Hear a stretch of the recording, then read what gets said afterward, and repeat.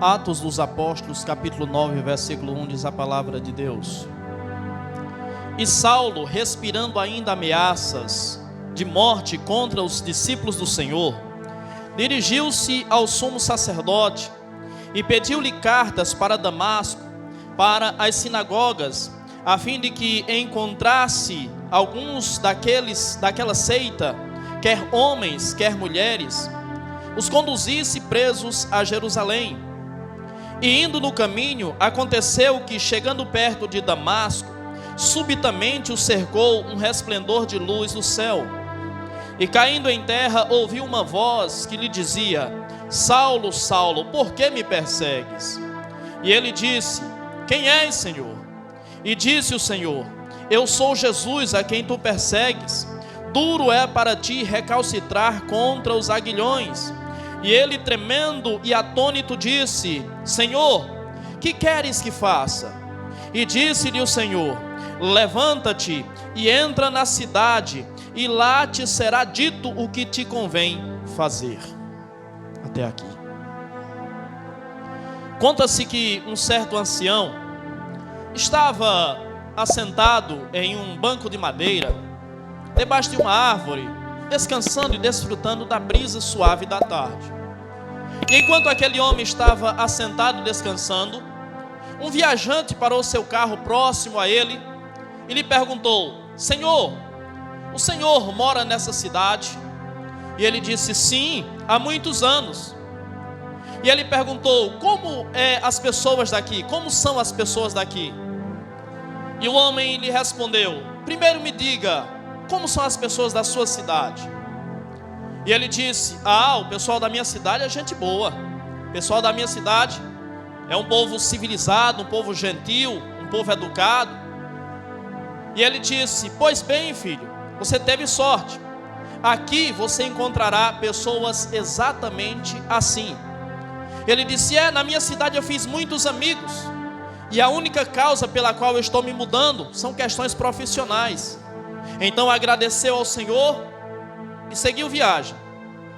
Alguns minutos depois, um outro carro parou, e um outro homem fez a mesma pergunta e teve o mesmo diálogo com aquele senhor. E o Senhor também lhe perguntou: Como são as pessoas da sua cidade? E ele disse: as pessoas da minha cidade são más, são fofoqueiras, são arrogantes, são soberbas. E o Senhor então lhe disse: filho, infelizmente você não está com sorte, porque as pessoas dessa cidade são exatamente assim. O homem então seguiu viagem e foi embora. Um rapaz que acompanhava todo aquele enredo, toda aquela história, não aguentou e chegou para o Senhor e disse: Senhor, desculpa, mas eu não pude deixar de observar que o Senhor deu duas respostas totalmente diferentes para a mesma pergunta. Para o primeiro, o Senhor disse que as pessoas dessa cidade são gentis, são amáveis, são amigáveis. E para o segundo, o Senhor disse que essas pessoas dessa cidade são pessoas soberbas, arrogantes e más. Como é que o Senhor dá duas respostas diferentes para a mesma pergunta? E ele disse: porque aquele primeiro homem, ele é um homem amável, um homem gentil, então ele encontrará nessa cidade as pessoas que são iguais a ele. O segundo homem só encontrará nessa cidade pessoas que são iguais a ele, porque o mundo é conforme você é, o mundo é da cor que você pinta. Quando nós olhamos para esse texto, nós percebemos um homem, o apóstolo Paulo, que ainda não era apóstolo nessa ocasião, ainda não era discípulo de Cristo, era um homem que estava inserido em um meio, em um contexto de pessoas más, de pessoas pouco amáveis, de pessoas sem nenhuma misericórdia. Ele estava envolvido em um meio e ele era fruto daquele meio. Era um homem que de fato era possuído por um ódio, por uma raiva, por uma ira, que não tinha necessariamente explicação. Você observa nesse texto que o apóstolo Paulo é um homem cheio de ódio, de amargura. O texto diz que o apóstolo Paulo ainda respirava ameaças e morte contra os discípulos do Senhor. Porque o texto diz que ainda respirava ameaças e morte contra os discípulos do Senhor. Porque essa não é a primeira ocasião em que o apóstolo Paulo ele tem contato com os discípulos de Cristo. O apóstolo Paulo já havia presenciado, já havia participado do sacrifício da morte de Estevão. E vendo a morte de Estevão e contemplando a morte de Estevão, o apóstolo Paulo sentiu prazer naquilo que viu. O apóstolo Paulo sentiu prazer em ver o sangue escorrer pela face de Estevão. Ele presenciou o sangue de Estevão e ele teve prazer, ele se satisfez naquilo. Ele pegou gosto pela coisa e ele ansiava, desejava por ver o sangue dos cristãos serem derramados. Algo totalmente sem explicação, pois os cristãos nunca haviam feito absolutamente nada contra o apóstolo Paulo. Mas ele era um homem que enxergava o mundo dessa forma. Ele olha para os cristãos e ele não os vê como seus semelhantes. Ele olha para os cristãos e ele não vê como seres humanos. Ele não vê como pessoas dignas de respeito, dignas de consideração, dignas de tolerância. Pelo contrário, ele olha para os cristãos e os vê como inimigos. Ele os vê como ameaça. E quantos ainda hoje são exatamente como o apóstolo Paulo? Ao olhar para os cristãos, veem também nos cristãos os seus inimigos, ainda que os cristãos não façam absolutamente nada que venha causar dano à vida das pessoas ou que venha provocar ameaça na vida das pessoas. Quantos cristãos ainda hoje são vítimas de preconceito da sociedade? Então a verdade é que as coisas não mudaram muito. E o apóstolo Paulo vai sedento por sangue, vai tentando de todas as formas acabar, extinguir o cristianismo. O desejo de Paulo é de fato extinguir essa fé, extinguir essa religião, acabar com esse conceito de cristianismo. Porque quando nós olhamos para o apóstolo Paulo, ele é o perfeito reflexo da religião. Religião não tem absolutamente nada a ver com fé cristã. Paulo é o representante de uma religião, e a religião preza pelas suas regras, a religião preza pelas suas tradições, a religião preza pelos seus preceitos, e em nome das suas regras, das suas tradições e dos seus preceitos, ela ignora qual é de fato o conceito, a visão que Deus tem do ser humano. Jesus outrora já havia acusado os judeus de invalidarem a palavra de Deus por causa da sua fé, na sua doutrina, nos seus costumes, nas suas tradições. O apóstolo, o evangelista Marcos, ele registra isso no seu evangelho, no capítulo 7, versículo 13, quando Jesus diz: vocês invalidam a palavra de Deus pelas vossas tradições, trocando os preceitos de Deus por ensinamentos que passam de pais para filhos. Paulo, o apóstolo Paulo, ou Saulo de Tarso, é fruto desse meio religioso, e ele é o perfeito reflexo dessa religião. Por que é que muitas pessoas discriminam algumas religiões? Porque geralmente as religiões não estão necessariamente preocupadas com o semelhante, não estão preocupadas com as pessoas. As religiões estão preocupadas com os seus preceitos, com as suas tradições, com as suas crenças. E em nome das suas crenças, muitas vezes, elas infligem sofrimento aos outros. Nós ouvimos falar de religiões, ou de denominações religiosas, que preferem ver um membro da sua membresia, do seu corpo, morrer, do que ferir preceitos que são da religião. Não são bíblicos, são da religião. Porque o conceito bíblico, os preceitos bíblicos vão sempre enaltecer a vida. Jesus, ele disse que veio para nos dar vida e vida com abundância. Então qualquer forma de fé, de crença que atenta contra a vida, que não preserva a vida, essa fé não procede de Deus.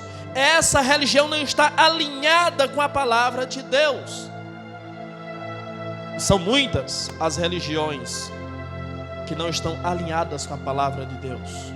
Aliás, é fato que nenhuma religião contempla verdadeiramente quem é Deus.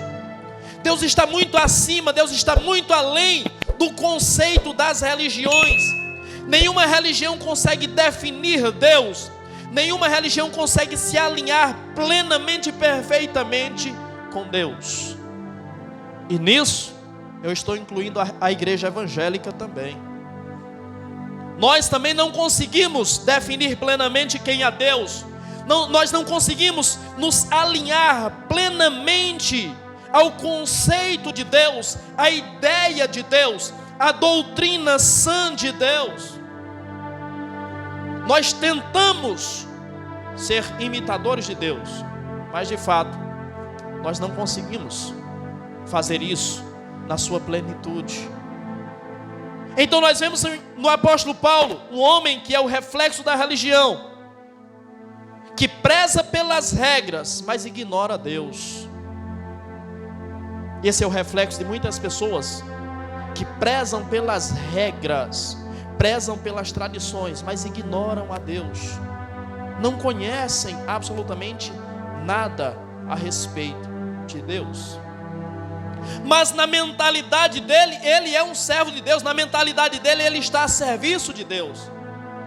E quantos de nós muitas vezes nos identificamos como servos de Deus, mas na realidade não estamos alinhados com aquilo que Deus pensa, com aquilo que Deus quer.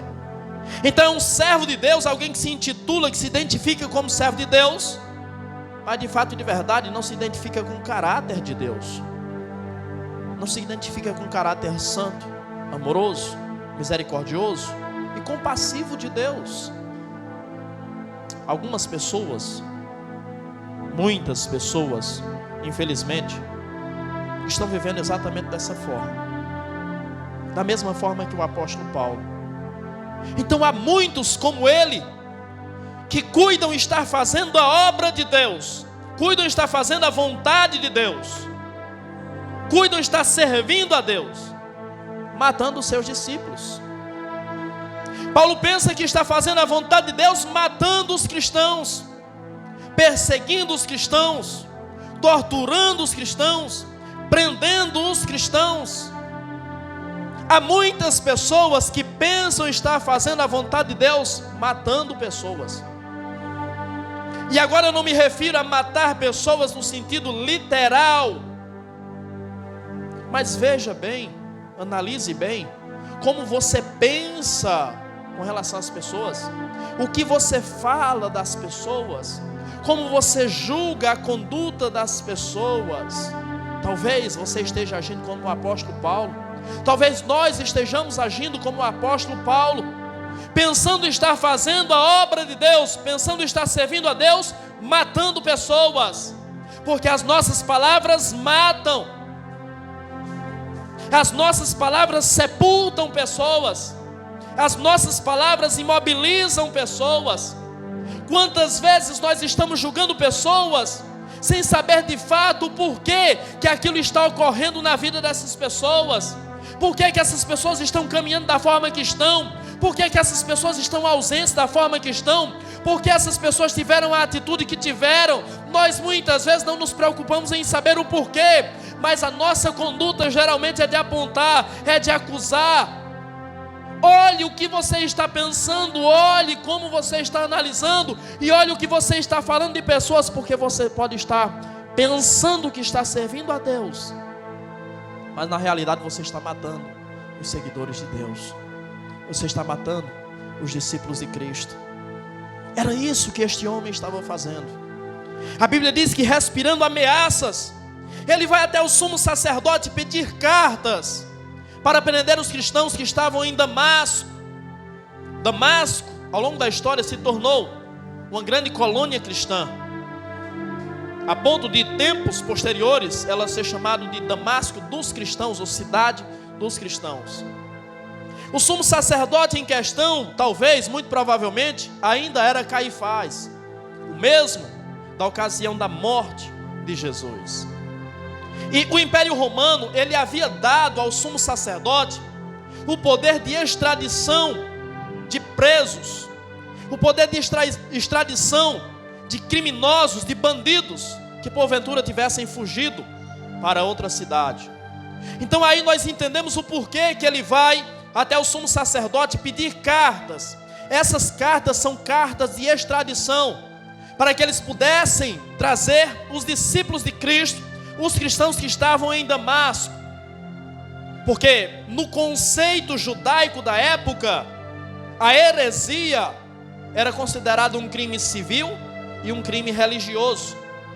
Ou seja, na mente de Paulo e na mente dos sacerdotes, na mente do sumo sacerdote, os cristãos eram hereges. E como hereges, eles eram criminosos contra o Estado e contra a religião. E como criminosos, eles precisavam ser presos. Eles precisavam pagar a pena pelo seu crime. E por que ele pede cartas? Porque ele vai em direção a Damasco. Damasco sempre foi a capital da Síria. Ou seja, ele precisava ir para um outro país. E você sabe que quando há um foragido de um país em outro determinado país, é necessário que haja a extradição desse bandido, desse criminoso, para o seu país, para que então ele possa pagar a pena, para que ele possa ser preso e cumprir a pena referente ao crime que ele cometeu. Então as cartas servem para que ele vá até Damasco, que era até então capital da Síria. Porém, no momento em que Paulo vai até Damasco, Damasco já não é mais parte da Síria.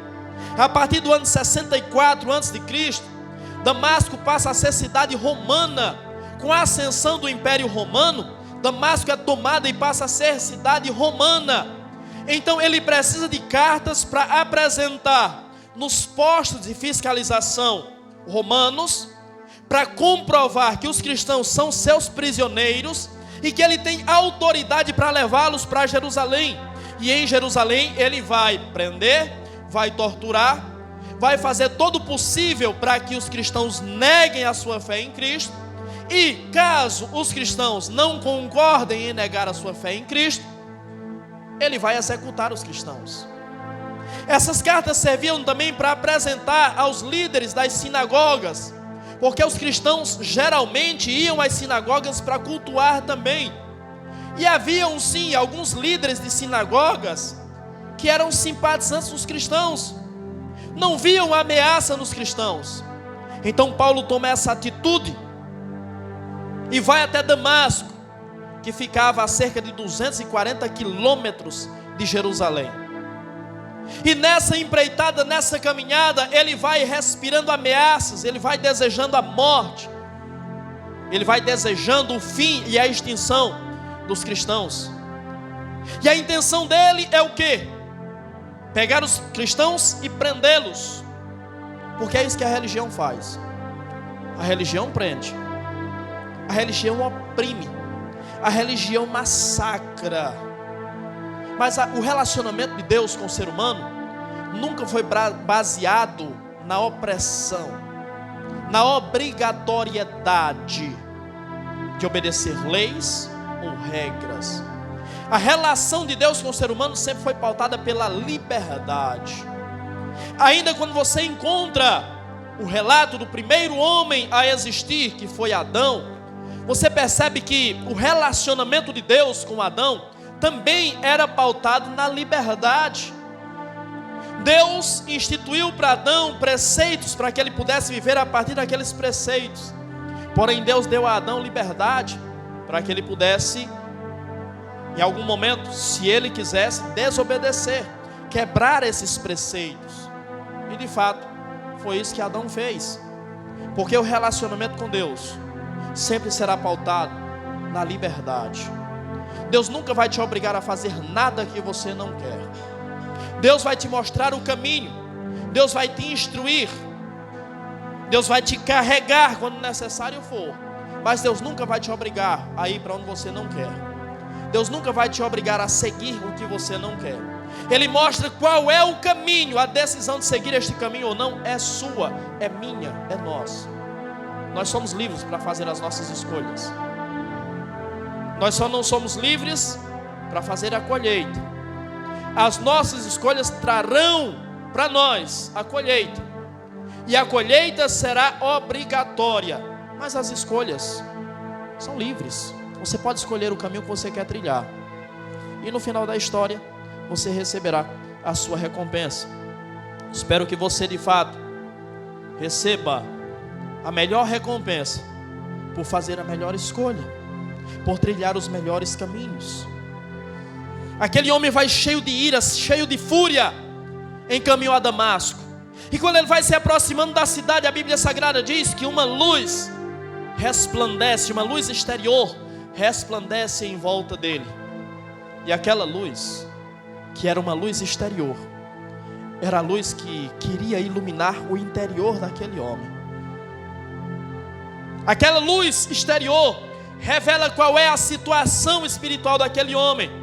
E não obstante ele pensar que é servo de Deus, na realidade ele está nas trevas, na realidade ele está na escuridão, na realidade ele está trabalhando para o inimigo de nossas almas, na realidade ele é um instrumento do diabo. Ele pensa que serve a Deus, mas ele serve ao diabo.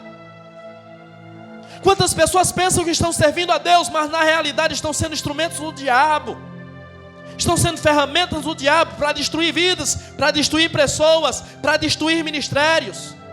Quantas pessoas têm de fato entregue a sua vida à disposição do diabo, para que o diabo faça das suas vidas o que ele quiser? Mas aquela luz exterior era a luz que queria iluminar o interior daquele homem que vivia em trevas.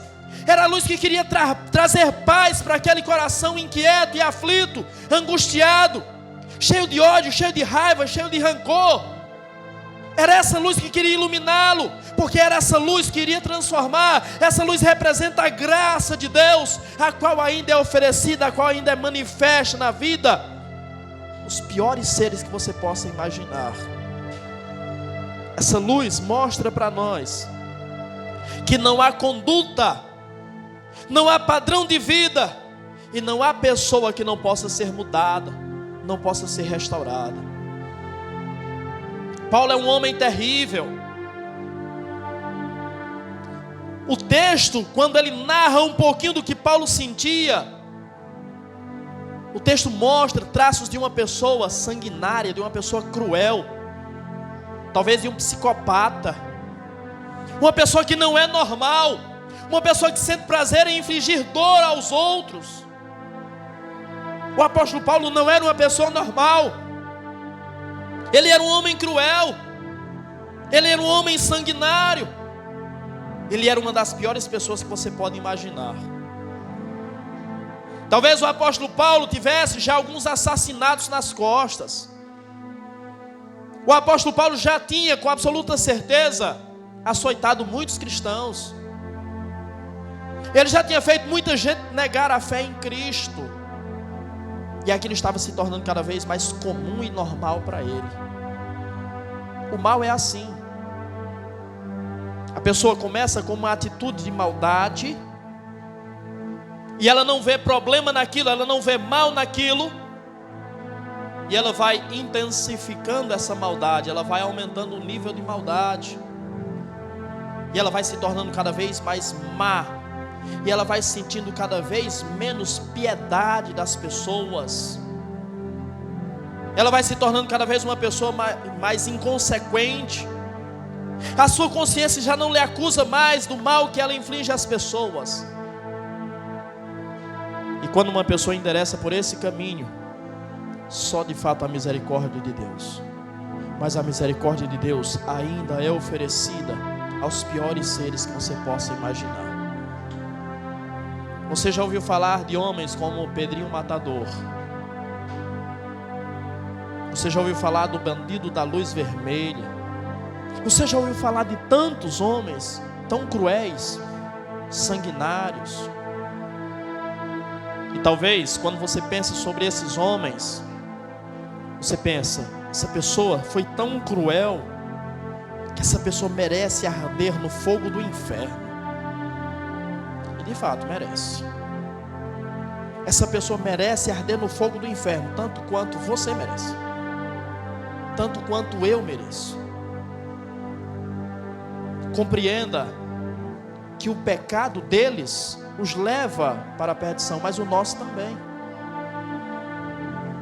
E compreenda que a graça de Deus, a misericórdia de Deus ainda é ofertada e ainda é derramada sobre as piores pessoas que você possa imaginar.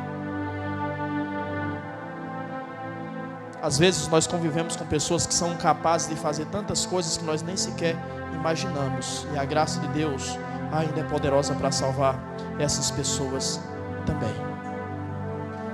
Quando aquela luz começa a brilhar ao redor de Paulo, ele cai por terra, ele se prostra aos pés de Jesus. Entenda, as piores pessoas que você imagina ou que você conhece, elas podem sim se prostrar aos pés de Jesus. E eu creio que esta palavra, ela é poderosa o suficiente para quebrar barreiras. Ela é poderosa o suficiente para penetrar em corações de pedra.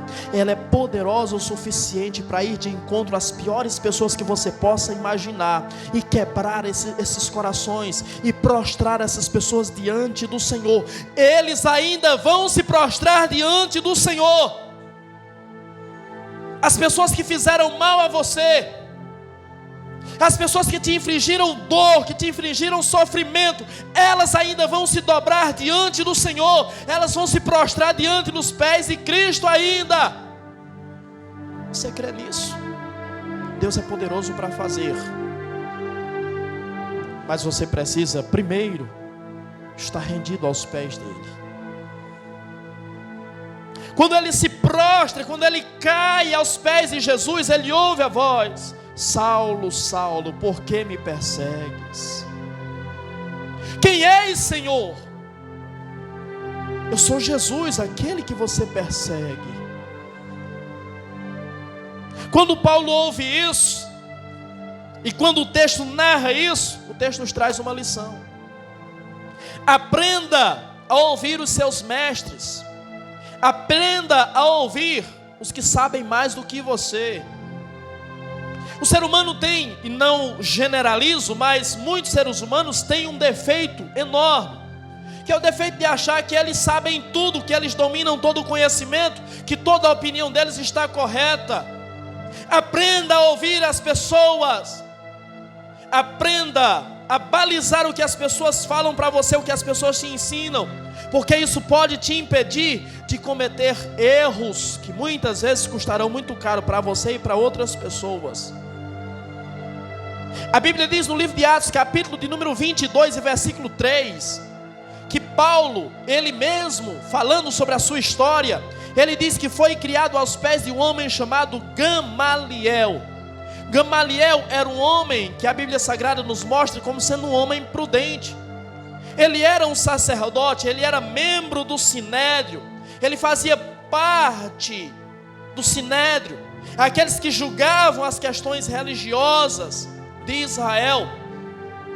Mas esse mesmo Gamaliel, no livro de Atos capítulo 5, versículo 38 e 39, a Bíblia Sagrada diz que quando os discípulos de Cristo são presos, e os sacerdotes estão confabulando para matá-los, ele toma a palavra, sendo um homem justo, ele toma a palavra e diz: olha, tenham cuidado com o que vocês vão fazer com esses homens. Por que vocês não os deixam? Porque se essa obra for de homens, essa obra vai acabar. Mas cuidado, porque se essa obra for de Deus, nós vamos nos achar lutando contra Deus. Paulo sabia disso. Paulo sabia desse conselho de Gamaliel. E Jesus disse exatamente isso para Paulo: eu sou Jesus, aquele que você persegue. O que é que Jesus está dizendo? Paulo, você está lutando contra mim. Você compreende isso? Aqueles que lutam contra a igreja de Cristo estão lutando contra o próprio Cristo. E se eles estão lutando contra o próprio Cristo, é o próprio Cristo quem vai lutar, é o próprio Cristo quem vai guerrear. E agora aquele que perseguia a Cristo, perseguindo os cristãos, está de joelhos diante dele, está vulnerável, está entregue. Entenda, Jesus não derruba homem para destruir, Jesus derruba para fazê-lo levantar-se como um novo homem. Jesus não derrubou Paulo naquela hora para matá-lo, para destruí-lo, para exterminá-lo ali, mas para mostrar para ele que a sua visão, os seus conceitos, os seus preceitos, as suas ideias estavam equivocadas e que ele precisava mudar a sua mentalidade.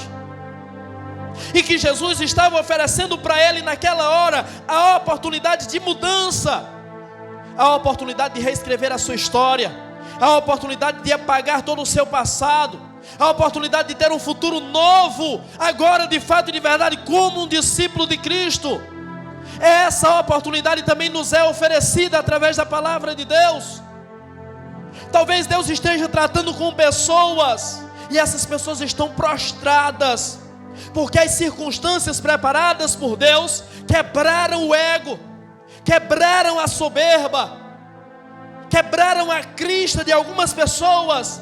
E algumas pessoas agora estão sem saída, estão sem saber para onde vão, estão percebendo que não são aquilo que pensavam, que não têm o poder que achavam que tinham, que não têm a autoridade que achavam da qual eles poderiam usurpar e usufruir. Agora estão vulneráveis. Eu preciso dizer para você, Deus não faz isso para destruir, Deus faz isso para promover um recomeço, uma nova história, em nome do Senhor Jesus Cristo. A partir daquele dia, a vida daquele homem mudou. E existe uma coisa que aquele homem nunca fez, e que eu tenho certeza que o acompanhou por toda a sua vida. Aquele homem nunca perseguiu, nunca prendeu, nunca torturou, nunca matou um bandido na sua história. Ele nunca prendeu um ladrão, ele nunca prendeu um estuprador, mas ele prendeu, ele torturou e ele matou inofensivos cristãos. E eu tenho certeza que isso permeou a mente de Paulo por toda a sua vida, até o final da sua trajetória terrena. Há pessoas que são valentes demais com os cristãos. Há pessoas que perseguem, que zombam, que ridicularizam, que ofendem, que caluniam os cristãos. E por que fazem isso? Porque os cristãos não oferecem risco para as pessoas. Porque os cristãos são inofensivos. Porque o cristão é pacifista. Jesus disse: bem-aventurados os pacificadores. Os cristãos promovem a paz. Os cristãos não querem guerra. Os cristãos não querem briga. Os cristãos não querem confusão com ninguém. Então é mais fácil eu agredir aquele que não quer brigar, aquele que não quer confusão com ninguém.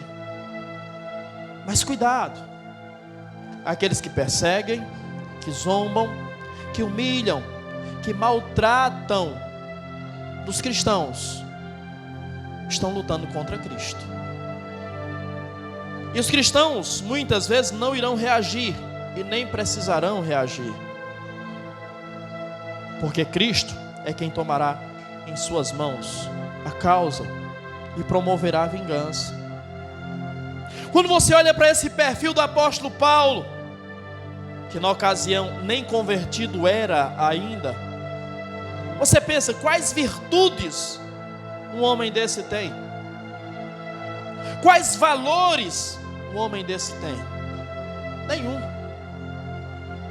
Esse homem ocupava uma grande posição, um grande cargo, mas não tinha virtude e valor nenhum.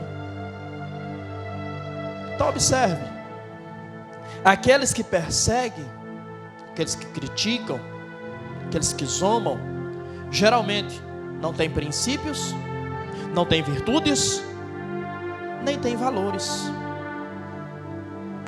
Isso é importante para que você aprenda a lidar também com essas pessoas, para que você saiba que nem tudo que as pessoas dizem, nem toda a opinião que as pessoas têm com relação a você por ser cristão, deve ser levada em consideração. Não tem peso, não tem relevância, porque essas pessoas não têm peso, não têm relevância, essas pessoas não têm princípios, essas pessoas não têm valores. Então elas devem ser tratadas com a irrelevância que elas merecem. A Bíblia Sagrada diz que Jesus toma a situação nas suas mãos. E quando Jesus toma a situação nas suas mãos, Jesus está dizendo: agora basta, agora chega. Você já aprontou demais, agora basta, agora chega. Sempre chega a hora do basta. A hora do basta está chegando. A hora daqueles que perseguem está chegando. Está chegando a hora de Jesus dizer para eles: agora basta, agora o negócio é comigo, agora quem vai resolver sou eu. Então somente descansa nele, então somente espera e creia. Deus ainda cuida dos seus. Os cristãos estavam sossegados lá em Damasco, só queriam adorar a Cristo, mas a ameaça estava se encaminhando para lá, mas a morte estava sedenta de sangue se encaminhando para lá. E eles, inocentes, nem sequer sabiam o que estava se encaminhando em direção a eles. Mas Deus os preservou daquela situação. Deus está preservando você de situações que você nem sabe que estão sendo preparadas para você. Mas Deus está preservando você, porque Deus está dizendo: agora basta, agora chega, agora o negócio é comigo. Ele diz: Senhor, quem és? Eu sou Jesus, a quem você persegue. Duro é para ti recalcitrar contra os aguilhões. Senhor, o que é que eu devo fazer? Vai, entra na cidade e te dirão o que te convém fazer, o que você deve fazer. O que Jesus está dizendo para Paulo é: você não ouviu o conselho de Gamaliel, mas agora você vai me ouvir. Você não seguiu a orientação de Gamaliel, mas agora você vai seguir os meus preceitos. Agora você vai fazer o que eu quero. Agora você vai fazer a minha vontade. Que Deus faça, que Deus imponha sobre algumas pessoas a sua vontade. E eu digo a você, está chegando o tempo de Deus impor para algumas pessoas a sua vontade. Está chegando o tempo de Deus colocar para algumas pessoas o vale da decisão. O que você decide, o que você escolhe, o que você quer, qual caminho você vai trilhar. Se você continuar nesse caminho, você está agora comprando uma briga comigo. Você agora está entrando em guerra comigo. Mas se você escolher esse outro caminho, aqui você vai desfrutar da minha presença, aqui você vai receber a minha graça, e aqui você vai viver pela minha misericórdia. Qual caminho você está escolhendo? Qual decisão você está tomando na sua vida? Deus deu ao apóstolo Paulo a oportunidade de fazer da sua vida uma vida relevante. Deus deu ao apóstolo Paulo a oportunidade de mudar tudo o que ele havia feito de mal, e a partir daquele dia sepultar tudo aquilo e fazer tudo novo, tudo diferente. Essa oportunidade, esse privilégio continua sendo ofertado a cada um de nós. Então que possamos aproveitar e desfrutar dessa oportunidade, desse convite de Deus. Deus te convida para que você possa desfrutar de um novo tempo e de uma nova história na sua presença. Então aproveite e desfrute desse novo tempo, em nome de Jesus.